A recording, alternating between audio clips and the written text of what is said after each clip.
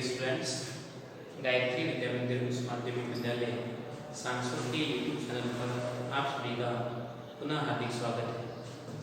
आज हम 10वीं क्लास के विज्ञान विषय का 7वां पाठ डिस्कस करने जा रहे हैं, जो आपका टॉपिक दे रखा है परमाणु सिद्धांत, तत्वों का आवर्ती वर्गीकरण एवं सामान्य गुणधर्म। इस पाठ पर आधारित आज अपना वीडियो लेक्चर नंबर है। आप देखते हैं कि आवर्त सारणी के सामान्य क्या गुणधर्म है, उसको डिस्कस करने जा रहे हैं। उस सामान्य गुणधर्म के अंतर्गत आज अपना बिंदु चौथा बिंदु है इलेक्ट्रॉन लब्धि एंथैल्पी, या इसको बोलते हैं इलेक्ट्रॉन बंधुता। क्या बोलते हैं? इलेक्ट्रॉन बंधुता के नाम से भी जानी जाती है। बेसिकली अपन जानते हैं कि इलेक्ट्रॉन बंधुता होती क्या है, किस प्रकार से होती है, काफी सुझाव हम डिस्कस करेंगे। आज इलेक्ट्रॉन बंधुता, विद्युत ऋणता तथा संयोजकता, 3 पॉइंटों को अपन कवर करते हुए आगे वीडियो लेक्चर को कंटिन्यूस करेंगे और फिर बाद में लास्ट अपना रहेगा परमाणु त्रिज्या पर आधारित, मतलब सहसंयोजक त्रिज्या, काफी चीजों को उसको भी जिक्र करेंगे। तो ये 2 लेक्चर का आपका अब मटेरियल दशा है। 7वां पार्ट फिनिश होने के बाद में अगले पार्ट में एंटर करेंगे।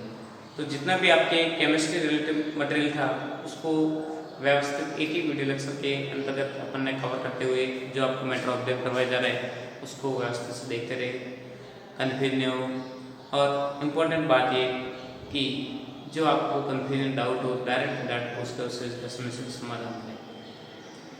कि जितने भी वीडियो रिलीज हो रहे हैं उसके साथ साथ नोट्स बनाते रहे और देखते रहे। मुझे ऐसी उम्मीद है कि आप जरूर वीडियो लेक्चर को देखते भी होंगे। देखिए आज अपने टॉपिक को डिस्कस कर रहे हैं कि इलेक्ट्रॉन बंधुता होती क्या है, उसकी बात की जा रही है। इलेक्ट्रॉन लब्धि एंथैल्पी या इसको इलेक्ट्रॉन बंधुता के नाम से भी जानी जाती है। देखिए परिभाषा क्या जाएगी, किसी गैसीय अवस्था में तत्व के उदासीन परमाणु द्वारा एक इलेक्ट्रॉन ग्रहण करके ऋणायन बनाया जाता है, तब इस दौरान ऊर्जा मुक्त होती है, उसे इलेक्ट्रॉन बंधुता के नाम से जाना जाता है। जबकि आयनन ऊर्जा के बारे में आपने देखा था, किसी परमाणु के बाह्यतम कोश से इलेक्ट्रॉन को त्यागा जाता है, इलेक्ट्रॉन को निकालने के लिए दी जाती है ऊष्मा। तो इस दौरान आपके हमेशा क्या बनना था, आयनन ऊर्जा में धनायन बनता है, जबकि इलेक्ट्रॉन बंधुता ऊर्जा में आपके क्या बनेगा, हमेशा ऋणायन का निर्माण होता है। बात दिमाग में रहेगी। बेसिकली पुनः मैं बता रहा हूँ कि किसी गैसीय अवस्था में किसी तत्व के उदासीन परमाणु द्वारा इलेक्ट्रॉन को ग्रहण किया जाता है। ग्रहण करने पर ऋणायन बनेगा तथा इस दौरान ऊर्जा मुक्त होती है, उसे इलेक्ट्रॉन बंधुता या इलेक्ट्रॉन लब्धि एंथैल्पी के नाम से जाना जाता है। इलेक्ट्रॉन लब्धि एंथैल्पी का मान धनात्मक या ऋणात्मक होने की संभावना बताई जा रही है। धनात्मक भी हो सकता है और ऋणात्मक भी इसका मान होने की संभावना बराबर रहती है। नॉर्मली हम देखते हैं कोई भी उदासीन परमाणु, उसने एक इलेक्ट्रॉन को ग्रहण किया, एक इलेक्ट्रॉन को उसने अब्जॉर्ब किया और एक इलेक्ट्रॉन को ग्रहण करने पर क्या बना, ऋणायन, और साथ में ऊर्जा मुक्त होती है। ऊर्जा मुक्त क्यों होती है? क्योंकि इलेक्ट्रॉन पहले से परमाणु में उपस्थित है और बाद से इलेक्ट्रॉन आएगा, इलेक्ट्रॉन के मध्य प्रतिकर्षण उत्पन्न होगा और प्रतिकर्षण की वजह से उसमें क्या ऊर्जा मुक्त होती है, आसानी से दर्शाई जा सकती है। बेसिकली अपन देखते हैं आवर्त सारणी पर इसका क्या रोल रहता है। तो अपन देखते हैं आवर्त सारणी में बाएं से दाएं ओर जाने पर इलेक्ट्रॉन बंधुता का मान बढ़ता है, क्योंकि प्रभावी नाभिक आवेश बढ़ने से इलेक्ट्रॉन को आसानी से अब्जॉर्ब किया जा सकता है, जिससे इसका मान क्या होगा, हमेशा बढ़ेगा। परंतु नॉर्मली केस में देखें कि आवर्त सारणी में ऊपर से नीचे जाने पर इलेक्ट्रॉन बंधुता का मान घटता है या अनियमित रूप से दर्शाया जाता है। ऐसा क्यों होता है? नॉर्मली आप देखते हैं कि पूरे आवर्त सारणी में सबसे अधिक इलेक्ट्रॉन बंधुता किस द्वारा प्रदर्शित की जाती है? क्लोरीन के सबसे अधिक इलेक्ट्रॉन बंधुता होती है। बात दिमाग में रहेगी। तो सिंपल से ट्रेंड के अकॉर्डिंग आप याद रखना, जितनी प्रभावी नाभिक आवेश हायर होगा उतनी आपकी इलेक्ट्रॉन बंधुता क्या होगी, कुछ होती हुई दर्शाई जाती है। बात दिमाग में रहेगी। तो मैंने क्या बताया, इलेक्ट्रॉन बंधुता को डिस्कस किया। अभी अगला बिंदु अपना आएगा विद्युत ऋणता के बारे में बात करेंगे। तो देखिए इलेक्ट्रॉन बंधुता पुनः मैं दर्शा रहा हूँ और फिर बाद में आप स्क्रीनशॉट लेते हुए सेव कर लीजिए और फिर बाद में मेथड रख करके मैं वापस इलेक्ट्रॉन विद्युत ऋणता को रिप्रेजेंट करूंगा। इलेक्ट्रॉन लब्धि एंथैल्पी को इलेक्ट्रॉन बंधुता भी कहते हैं। गैसीय अवस्था में किसी तत्व के एक उदासीन परमाणु द्वारा इलेक्ट्रॉन ग्रहण करके ऋणायन बनाया जाता है। इस दौरान मुक्त ऊर्जा होती है, इसे इलेक्ट्रॉन लब्धि या इलेक्ट्रॉन बंधुता के नाम से जाना जाता है। इसका मान धनात्मक या ऋणात्मक होने की संभावना रहती है। ये तत्वों की प्रकृति पर डिपेंडेंट करता है, पॉजिटिव होगा या ऋणात्मक होगा या धनात्मक होगा, वो डिपेंडेंट किस पर करता है, तत्वों की प्रकृति कैसे उस पर डिपेंडेंट करता है। आवर्त सारणी में बाएं से दाईं ओर जाने पर परमाणु का आकार छोटे होने की वजह से प्रभावी नाभिक बढ़ता है, जिसके कारण इलेक्ट्रॉन लब्धि एंथैल्पी का मान भी बढ़ता जाता है। और वर्ग में ऊपर से नीचे की ओर आने पर परमाणु का आकार अनियमित होने की वजह से इसमें इलेक्ट्रॉन बंधुता ये अनियमित देखी या पाई जाती है। तो ये बेसिक ट्रेंड था आपके इलेक्ट्रॉन बंधुता। कभी बार आपको परिभाषा पूछा जाता है कि क्या क्या है, किसकी अधिक है, और ये हमेशा याद रखना कि क्लोरीन की इलेक्ट्रॉन बंधुता सबसे अधिक होती है और विद्युत ऋणता की बात करें तो विद्युत ऋणता पूरी आवर्त सारणी में सबसे अधिक होगी क्लोरीन। इन दोनों में कई बार कंफ्यूज बच्चे हो जाते हैं और आपको एग्जाम पूछते हैं कि निम्न में से किस तत्व की विद्युत ऋणता अधिक होती है, तब तो आप क्लोरीन को सेट नहीं करते हो, क्लोरीन को एक्सेप्ट करना है। और बंधुता की बात करें इलेक्ट्रॉन बंधुता की, तब आप क्लोरीन की बात दिमाग में रखना। ये छोटी छोटी बातों को आप ध्यान रखना, आगे आपको कंपटीशन एग्जाम मोड करोगे वहाँ पे देखने को मिलेगा। तो देखिए ये था आपके इलेक्ट्रॉन लब्धि एंथैल्पी पर आधारित टॉपिक। अब नेक्स्ट टॉपिक, पांचवा टॉपिक है आपके विद्युत ऋणता पर आधारित टॉपिक। देखिए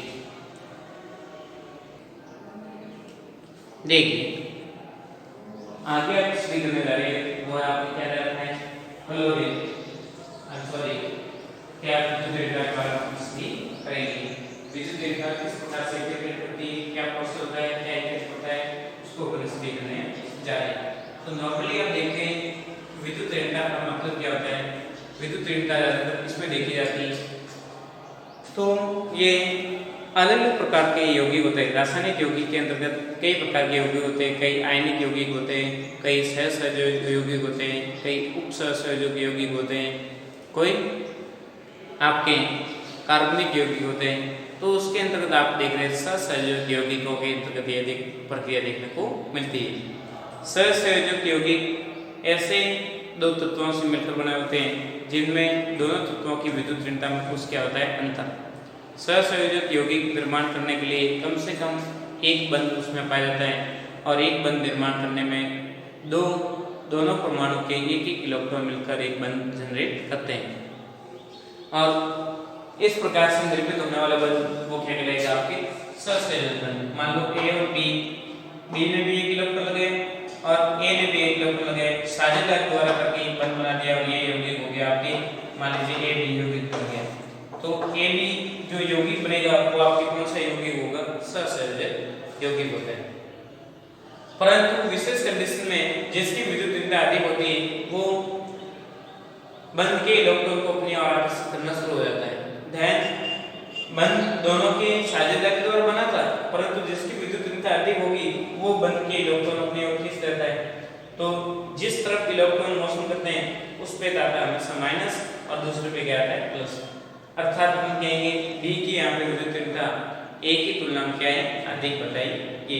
तो बेसिकली देखिए परिभाषा क्या जा रही है, ऐसे सहसंयोजक यौगिक जिनमें दो असमान परमाणु के मध्य रासायनिक बंध के इलेक्ट्रॉन को किसी परमाणु द्वारा अपनी ओर आकर्षित करने या खींचने की प्रवृत्ति को ही विद्युत ऋणता द्वारा प्रदर्शित किया जाता है या विद्युत ऋणता कहलाती है। बात दिमाग में रहेगी कि सहसंयोजक यौगिक में दो असमान परमाणु के मध्य बने रासायनिक बंध के इलेक्ट्रॉन को किसी परमाणु द्वारा अपनी ओर खींचने की प्रवृत्ति को ही विद्युत ऋणता कहते हैं। मान लो ए और बी दो परमाणु मिलकर ए बी यौगिक सहसंयोजक यौगिक बनाया परंतु किसी विशेष कंडीशन में ए और बी के मध्य बने हुए बंध के दोनों इलेक्ट्रॉन को बी द्वारा अपनी ओर आकर्षित किया जाता है तो ए पे पॉजिटिव आवेश तथा बी पे नेगेटिव आवेश आ जाता है। तो इस दौरान अपन को देखने को मिलता है कि यहाँ पे विद्युत ऋणता बी की ए की तुलना में अधिक बताई गई है। फिर देखते हैं आवर्त सारणी में बाएं से दाईं ओर जाने पर विद्युत ऋणता बढ़ती है तथा ऊपर से नीचे की ओर जाने पर विद्युत ऋणता घटती हुई बताई गई। ये बी फैक्टर जैसे प्रभावी नाभिकीय आवेश की वजह से कई प्रकार का प्रोसेस देखने को मिलता है। जनरली इंपॉर्टेंट बात बताई जा रही है कि आवर्त सारणी में सर्वाधिक विद्युत ऋणता फ्लोरीन तत्व की दर्शाई गई है। सबसे अधिक विद्युत ऋणता किसकी होती है? फ्लोरीन की। और सबसे अधिक इलेक्ट्रॉन बंधुता किसकी होती है? तो आप याद रखना क्लोरीन की। ये दो वर्ड्स में कंफ्यूज होने की जरूरत नहीं है, बात दिमाग में रहेगी। तो बेसिकली आपने समझा विद्युत ऋणता का क्या टॉपिक दे रखा था, उसको भी आपने डिस्कस करके समझा। तो पूरे मैटर का एक बार स्क्रीनशॉट ले लीजिए, फिर बाद में अपन आगे बढ़ते हैं संयोजकता की तरफ। इतने में एक बार पुनः इस मैटर को दर्शा देता हूँ, दोहराता हूँ, फिर अपन आगे बढ़ेंगे, संयोजकता को भी स्टडी करेंगे। देखिए कि सहसंयोजक यौगिकों में दो असमान परमाणु के मध्य बने रासायनिक बंध के इलेक्ट्रॉन को परमाणु द्वारा अपने ओर आकर्षित करने की प्रवृत्ति या गुण को ही विद्युत ऋणता के नाम से जाना जाता है। ये प्रवृत्ति भिन्न भिन्न तत्वों की भिन्न भिन्न देखने को मिलती है, अलग अलग तत्वों के सापेक्ष रूप से ऊपर नीचे होती रहती है। एक ही आवर्त में बाएं से दाईं ओर जाने पर परमाणु का आकार छोटा होने की वजह से तत्वों की विद्युत ऋणता बढ़ती है तथा एक ही वर्ग में ऊपर से नीचे की ओर जाने पर परमाणु का आकार बढ़ जाने की वजह से विद्युत ऋणता घटती हुई दर्शाई जाती है। और आवर्त सारणी में सर्वाधिक विद्युत ऋणता फ्लोरीन तत्व की बताई गई। तो ये जनरल सा आपके मटेरियल था आपकी विद्युत ऋणता पर आधारित। अब अगला बिंदु आपके सामने पेश होने जा रहा है, वो आपके क्या बता रखी है? संयोजकता। संयोजकता को अपने स्टडी करने जा रहे हैं, तो आपने स्क्रीनशॉट ले लिया होगा। अब देखिए संयोजकता क्या है, इसको स्टडी कर रहे हैं। देखिए आगे देखिए संयोजकता। संयोजकता का मतलब बेसिकली नाम से वर्ड से स्पष्टीकरण होगा है संयोग होने की क्षमता। कितने तत्व जुड़ेंगे वो उसकी तत्वों की क्षमता ही कहलाती है संयोजकता। देखिए किसी परमाणु के बाह्यतम कोश में उपस्थित इलेक्ट्रॉन की संख्या ही संयोजकता को निर्धारण करती है, जो स्टक नियम के अनुसार फ्लो होता है। जो स्टक नियम के अनुसार स्टक पूरा करने के लिए कितने इलेक्ट्रॉन का आदान प्रदान हो रहा है, वो उस तत्व क्या कहलाती है? संयोजकता। मान लो एक तत्व किसी एक इलेक्ट्रॉन को ग्रहण करता है या त्यागता है, तो उसकी संयोजकता +- 1 हो सकती है। तो आपके नॉर्मली संयोजकता को अपन बाह्यतम कोश में उपस्थित इलेक्ट्रॉन की संख्या द्वारा निरूपित करते हैं। संयोजकता ज्ञात करने के लिए तत्वों का इलेक्ट्रॉनिक विन्यास ज्ञात होना नेसेसरी। इलेक्ट्रॉनिक विन्यास लिखना आपको आना चाहिए। उसके आधार पर आपको पता होगा कि मतलब कौन से तत्व कितनी संयोजकता हो सकती है, क्योंकि इलेक्ट्रॉनिक विन्यास के आधार पर आपको बाह्यतम कोश का पता लगेगा, और बाह्यतम कोश का पता लग गया तो बाह्यतम कोश में कितना इलेक्ट्रॉन उपस्थित है, उसके आधार पर इलेक्ट्रॉन की संख्या के अकॉर्डिंग अष्टक नियम को फॉलो कर रहा है या नहीं कर रहा है, कितना इलेक्ट्रॉन आदान प्रदान करेगा, उसके अनुसार तत्व की संयोजकता अपन फाइंड आउट कर सकते हैं। दिमाग बात रहेगी। बेसिकली अपन जानते हैं किसी तत्व के एक परमाणु द्वारा अन्य परमाणु के सहयोग होने की या परमाणु के साथ सहयोग होने की संभावनाएं, परमाणु के साथ, यहाँ पे क्या वर्ड जोड़ रहे हैं, परमाणु के साथ सहयोग होने की संभावनाएं संयोजकता कहलाती है। एक परमाणु कितने परमाणु के साथ सहयोग कर सकता है, वो इसकी संयोजकता। जैसे अपनी संयोजकता कितनी हो सकती है? अब दो व्यक्ति दो भुजा पकड़ सकते हैं, तो अपनी संयोजकता कितनी? 2। तो वैसे वैसे अलग अलग तत्वों की संयोजकता भिन्न भिन्न परमाणु उसमें उपस्थित इलेक्ट्रॉन की संख्या के अकॉर्डिंग होती है, तो वही उस तत्व की संयोजकता कहलाती है। जैसे हाइड्रोजन परमाणु से 7 डायरेक्ट कंपाउंड जुड़ रहे हैं, तो वही उसकी संयोजकता हो जाएगी। मान लो हाइड्रोजन 2 जुड़ रहा है, तत्वों की संयोजकता 2, 3 जुड़ा 3 संयोजकता। परंतु ऑक्सीजन परमाणु के साथ जुड़ रहा है तो उसकी संयोजकता क्या हो जाएगी? उसकी आधी हो जाती है। वर्ग प्रथम व द्वितीय आवर्त सारणी देखते हैं। सारी मूलक तत्व एस मूलक तत्वों की बात करें तो उसकी संयोजकता क्रमशः 1 व 2 होती है। वर्ग 13 से 18 तत्वों की संयोजकता पी मूलक की बात करें तो उनकी संयोजकता क्रमशः +3, 4, 3, 5, 2, 6, 1, 7 या शून्य होने की संभावना थी वह शून्य किसकी होगी? अक्रिय समूह की। वह 18 वर्ग की संयोजकता कितनी हो जाएगी? तो देखिए ये तो आपकी 13 वर्ग की, 14 वर्ग, 15 वर्ग, 16 वर्ग, 17 वर्ग और 18 वर्ग। तो ये प्रत्येक वर्ग की संयोजकता कितनी होगी? 13 वर्ग की +3, 14 वर्ग की +4, 15 वर्ग की ±5, 3 और 5 हो सकती है, 16 की 2 -2 और प्लस की 6 हो सकती है, 17 वर्ग की -1 और 7 हो सकती है। इस प्रकार संयोजकता प्रदर्शित होती है और अक्रिय गैसों की संयोजकता हमेशा 0 प्रदर्शित की जाती है।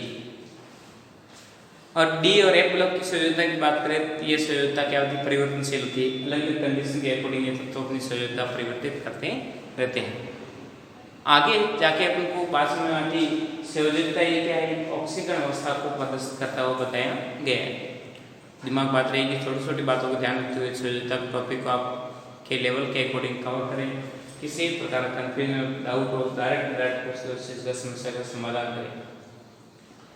इंपॉर्टेंट बात है, गायत्री विद्या मंदिर यूट्यूब चैनल को आपने सब्सक्राइब नहीं किया, सब्सक्राइब करें, लाइक करें, ताकि अपलोड होने वाले नए वीडियो का नया नोटिफिकेशन आपको मिलता रहेगा, ताकि आपकी पढ़ाई कंटिन्यू बनी रहे, घर पे रहे, सुरक्षित अपना काम करते रहे।